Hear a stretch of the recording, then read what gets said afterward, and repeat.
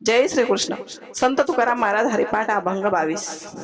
समाधान चित्ताचे चरणालिंगन पायावरी मन स्थिरावले जैसे केले तैसे घालू लोटांगण करू प्रदक्षिणा नमस्कार. प्रार्थितो मी तू जर आहे माझे बोटी हृदय संपुष्टी देवराया क्षमालिंगन दिली पाया अमिथी घेतली शे तुटी लुटी अमुपही तुका म्हणे आता आनंदी आनंद गाऊ प्रमानंद सा मना संगे. आता संत तुकाराम महाराज आपल्याला ह्या अभंगाद्वारे काय सांगतात, आता ह्याचं आपण निरूपण करणार आहोत. आता पहिल्या चरणाचं निरूपण आपण ऐका चित्त देऊन. समाधान चित्ताचे, तर चित्ताचं समाधान कसं करायचं, काय केल्याने चित्ताचं समाधान होईल. चित्त स्थिर राहणं हे सोपं आहे का. चित्त तर खूप चंचल आहे, ते इकडे तिकडे धावत असतं, एका जागेवर राहत नाही माऊली. मग कसं स्थिर करायचं, त्याला काय करावं लागेल ह्या चित्ताला. संसारात राहून चित्त स्थिर होईल की खूप श्रीमंत असल्यावर, खूप पैसा असल्यावर चित्त स्थिर राहील. कशामुळे चित्त स्थिर राहणार.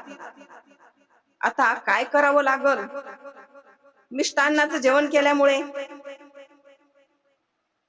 का आपल्या घरी सगळं सुख संपत्ती पुत्र पौत्र सगळं आहे म्हणून चित्त समाधान होईल. चित्त समाधान होणं हे शक्य नाही. मग काय करावं लागल. हरीने माझे हरिले चित्त भाररीत विसरले आता कैशी जाऊ घरा आता कैशी जाऊ घरा नोहे बरा लौकिक. हरीने माझ्या हरिले चित्त भाररित विसरले आता कशी जाऊ घरा. हे लौकिक नको मला, हे मला आवडत नाही. आता मी घरी कशी जाऊ. कुठं चित्त समाधान होत. हरीच्या चरणावर. म्हणून तुकाराम महाराज म्हणतात चरणा आलिंगन पायावरी मन स्थिरावले. भगवंताच्या पायावर आपलं मन शांत होतं माऊली, हे चित्त समाधान होतं. मग या भगवंताच्या चरणामध्ये आहे तरी काय एवढं. करारविंदेन पदारविंदम मुखारविंदे विनिवेशयन्तम् वटस्य पत्रस्य पुटेशयानम् बालं मुकुंदम मनसा स्मरामी. भगवंताचे चरण भक्ताला का आवडतात, कारण ते चरण कोमल आहेत. वडाच्या पानावर भगवंत पहुडलेले आहेत आणि त्यांच्या कोमल हातांनी ते कोमल पाय आहेत ना, आणि तो पायाचा अंगठा भगवंताने मुखामध्ये घातलेला आहे. ह्या चरणाची गोडी एवढी काय आहे भक्ताला हे चोखून बघत होते. भक्ताला एवढे चरण का आवडतात हे चोखून बघावं असं भगवंताला वाटत होतं का हो. अहो तो ब्रह्मांडाचा मालक आहे आणि भक्त ह्या चरणाची गोडी कशी चाकतील म्हणून पिता मुलाला फळ आधी चोखून दाखवतो. आंबा आणावा आणि मुलाला माहिती नसतं आंबा कसा खायचा. मग पिता काय करतो माहितीये, तो आंबा पिकवतो आणि तो आंबा चोखून चोखून चोखून खातो. मग ते मूल बघतो, अरे हा असा आंबा खायचा असतो.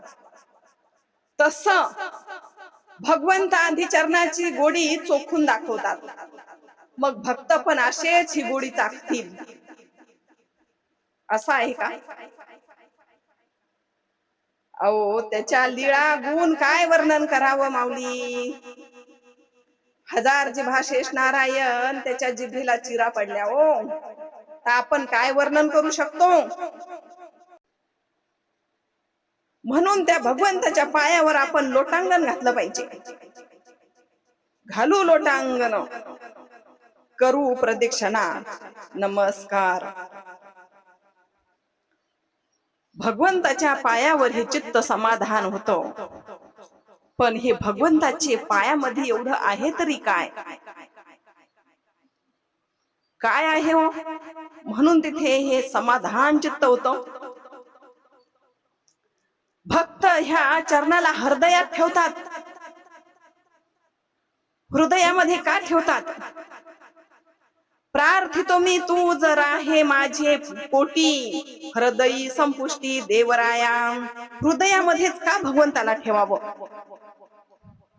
आपल्या जर हृदयात भगवंत बसला, भगवंताचे पाय असतील तर सगळं काही तन मन धन हे अर्पुनी प्रभूला भक्ती करा निष्काम. हे हृदय मंदिर होईल आणि तन मन धन हे सगळं आपण प्रभूला अर्पण करू. आणि जर भगवंताचे पाय आपल्या हृदयात नसतील तर तिथे कोण राहील हृदयामध्ये?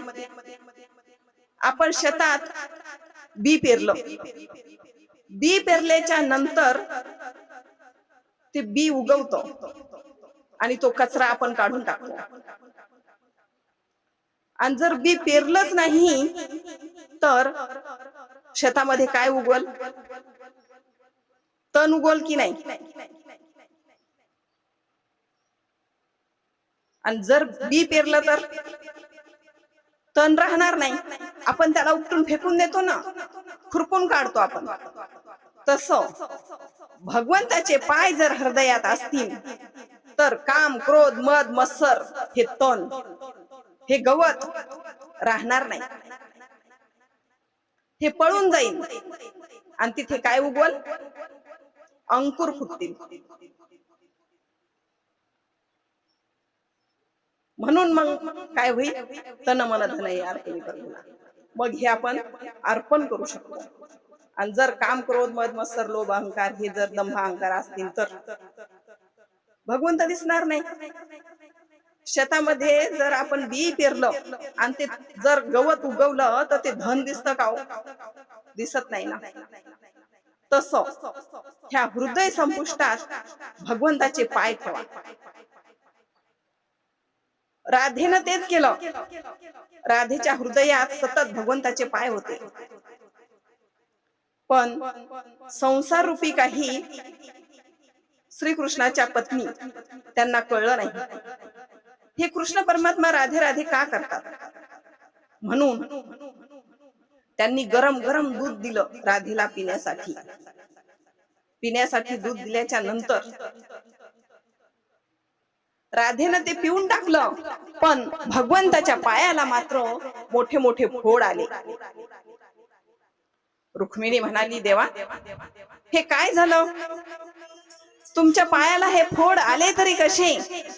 रुक्मिणी, अगं तूच तर राधेला दूध दिलंस ना, मग माझे पाय कुठे आहेत? राधेच्या हृदयात आहेत की नाही? देव भक्त दोन्ही एक रूप झाले, मुळीचे संचले जैसे तैसे. मग रुक्मिणीला समजलं, खरं हे नाथ तुमचं खरं आहे. असा माझा भगवंत आहे. म्हणून हृदय संपुष्टी भगवंताचे पाय आपल्या हृदयात ठेवा.